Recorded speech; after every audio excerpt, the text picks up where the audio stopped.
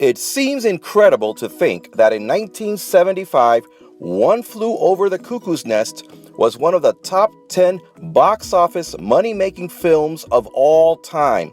In fact, it played in one theater in Switzerland for 11 years, and it was still playing when the theater closed down in 1987.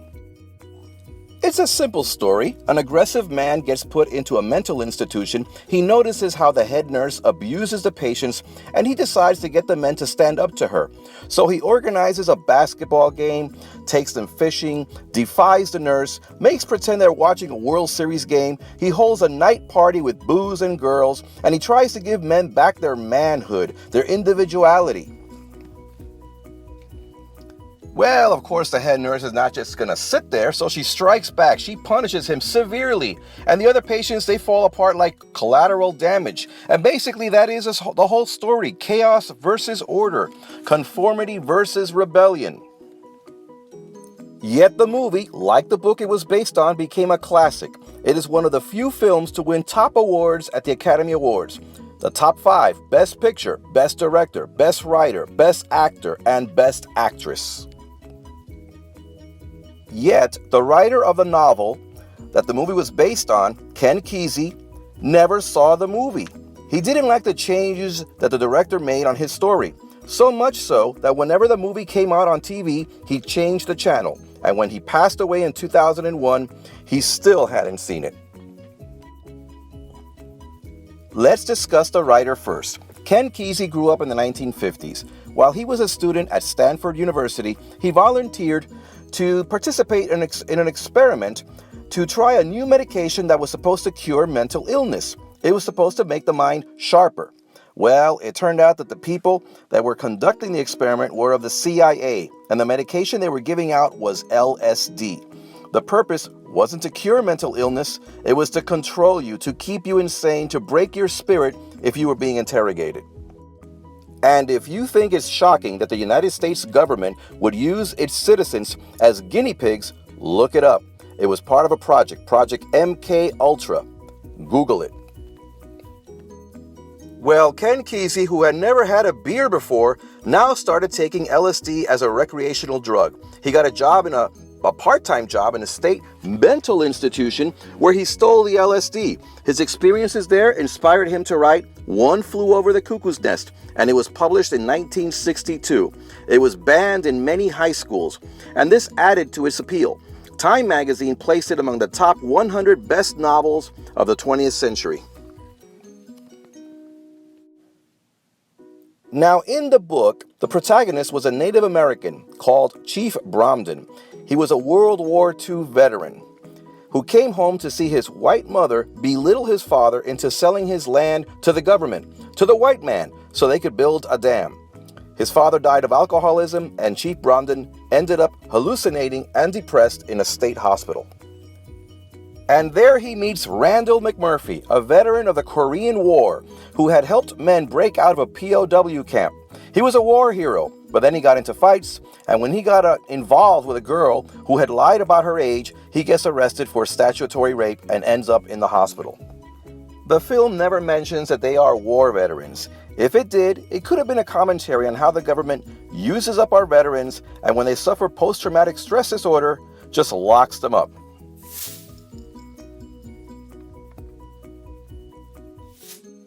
In the film, McMurphy becomes a protagonist. The movie opens and closes with the same shot, nature, with Native American music. In the first shot, a man is taken out of nature and put into the asylum. When the film ends, a man runs from the asylum and goes back to nature. There is a shot in the film of a squirrel crawling on barbed wire, nature and machine. Ken Kesey wanted his story to be about the government's oppression on the individual and how industrialization had dehumanized society. But the director, Milos Forman, had other ideas. By this point, Ken Kesey had sold the movie rights to Kirk Douglas, who made it into a stage play, then turned the story over to his son Michael Douglas, who hired director Milos Forman to direct the movie. In 1962, when the book came out, the book mentioned industrialization, and Chief Bromden talked about the combine stamping out our individuality. But by 1975, that was more prevalent. I mean, we had the counterculture, we had John F. Kennedy being assassinated, we had the Civil Rights Movement, the Vietnam War, women's liberation. People didn't trust the government anymore. So Ken Kesey's novel was no longer considered revolutionary. His views were already prevalent. The director saw things differently. He wanted the movie to be an attack on totalitarianism. You see, the director, Milos Forman, was from Czechoslovakia, where he lost his mother in the Holocaust, and there lived under the communist system. Milos Forman said that he understood what the mental patients were feeling. Perhaps this is why the film feels a little ambiguous, a little odd. It's not quite a drama, not quite a comedy, not really a tragedy. It's more of an observation than a story. And the film feels a little dated, but it's still relevant today, to distrust the social mores. The movie touches on the psychology of conformity and how, if you don't conform, the state will consider you a deviant and lock you up. The power of conformity is so strong that people consider themselves deviants and would lock themselves up. Many of the patients in Cuckoo's Nest were volunteers. With all their complaining and fear of Nurse Ratched, there is freedom in confinement. And if you look closely at McMurphy during the climax of the party scene, you'll see that he fell into this too. He stalls when he could have easily left. He realized he has been institutionalized. And if he doesn't leave soon, he'll never leave. But he still stalls. He is uncertain.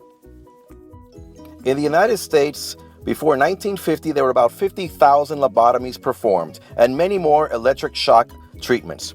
They were often performed to treat depression. Didn't cure anybody, it kept the patients calm, controlled, submissive. And sadly, families would lock up relatives who were not insane, but were overly angry or had suffered traumas or were sexually active. They locked up Alzheimer patients, and many battered women who had no place to go would institutionalize themselves just to get away from their abusive husbands. The film was made in the Oregon State Hospital, and many of the film's extras were actual patients. This environment depressed Jack Nicholson so much, and co-star Danny DeVito felt so lonely that he created an imaginary friend, and actor Sidney Lasik suffered a breakdown. The film enhances a sense of confinement by filming through a lot of bars and glass windows. And in the beginning, we see Nurse Ratched walking toward us through barred doors, much like a prisoner herself. Now, many ask, is McMurphy insane? But the real question is Nurse Ratched insane? She believes in what she is doing, but what's her story? What is she like when she goes home? Does she control the ward so excessively because she can't control her life on the outside? Why is she so cold, so unempathetic? Is she a sociopath? Did she suffer a trauma? Was she abused? Was she raped? We don't know. First thing in the morning, before they even brush their teeth, the patients are given medication to keep them sedated. While they are in a stupor, they listen to music played loudly to keep them from talking too loud. This mental ward represents society. It's even more evident today. One antipsychotic drug, Zyprexa, sold $2 billion last year alone. Add to that the hundreds of other pills, this multi-billion-dollar industry. And who wants these men to get any better? Antidepressants abound. Red Bull is sold as a soda. Prozac Nation. Let's talk about this patient, Sefelt. Nurse Ratched chastises him when she discovers that he had been giving away his medication for a long time. But she should be happy. If he's functioning so well without medication, he doesn't need the drugs. But the problem here is we're not interested in cures. We don't want to help anybody. No, forget about a cure. The important thing here is control, submission, over-the-counter drugs, Red Bull, things to keep people in line. Now, the patients are all white, and the attendees are all black, and they, like Nurse Ratched, are abusive. Remember, this story was written and takes place in 1962. Is the writer saying that if the tables were turned, that black men, if they were placed in authority, would turn on the white man? Is he saying that black men who are marginalized on the outside take out their aggression on the patients on the inside? Or, in the psychology of conformity, it's easier to abuse people if you can always say, well, we're just following orders. Well, that's open to discussion. Women are not treated very well in this story. Nurse Ratched is a monster. Her hair looks like horns, like the devil itself. And notice how her assistant, Nurse Pillbow, the name sounds like pillbox. She keeps the men on drugs. She sedates them. She is Nurse Ratched's accomplice, her partner in crime. Patient Mr. Harding, his wife is flirtatious. She humiliates him. Paranoid Harding states that he suspects his wife of cheating on him, but Nurse Ratched doesn't reassure him or say that he's wrong. She says that he just didn't measure up, that he is impatient and perhaps didn't meet her needs. Billy Bibbit's mother is so possessive of his affections that she keeps him in an infantile, dependent state. Chief Bromden's mother persuades his father to sell his land to the white man so they can build a dam. Then she belittles him, makes him change his last name until finally he turns to alcoholism. McMurphy was arrested because he had sex with a teenage girl who lied about her age.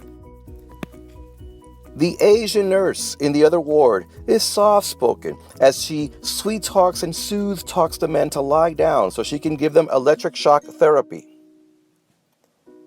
The only nice women in this story are the prostitutes. Does this mean that only submissive women are worthwhile because they meet man's basic sexual needs? Maybe the story is sexist and misogynistic. The book is even more pronounced in this area when Harding complains about a matriarchy. However, the chief states correctly that Nurse Ratched is merely a part of the system, what he calls the combine, a machine. Speaking of which, the name Ratched is very similar to a tool, a ratchet, or as McMurphy calls her, a rat shed.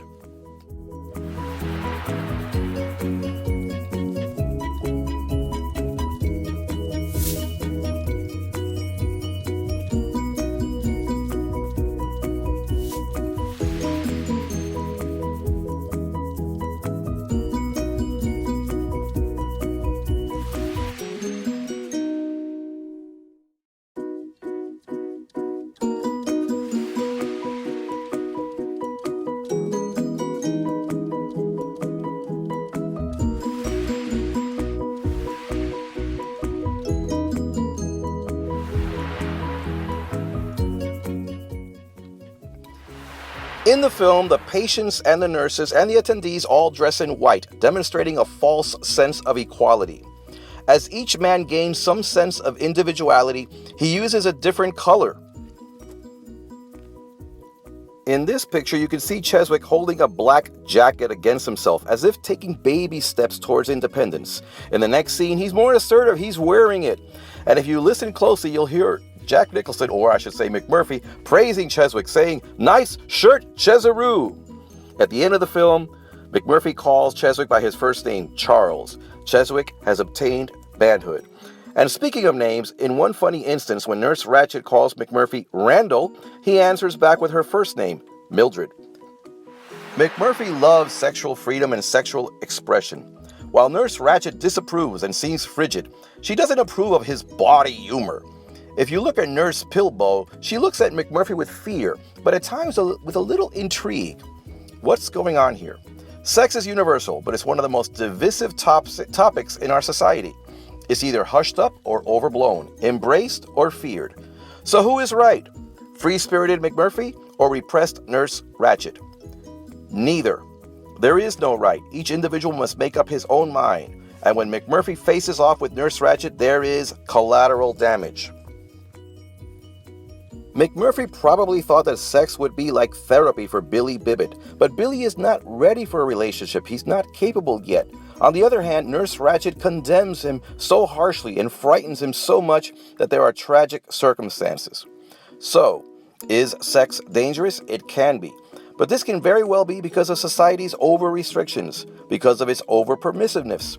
A healthy balance does not exist between these two mindsets. Some say McMurphy was using the patients to further his game against Nurse Ratched. I don't think this is entirely true.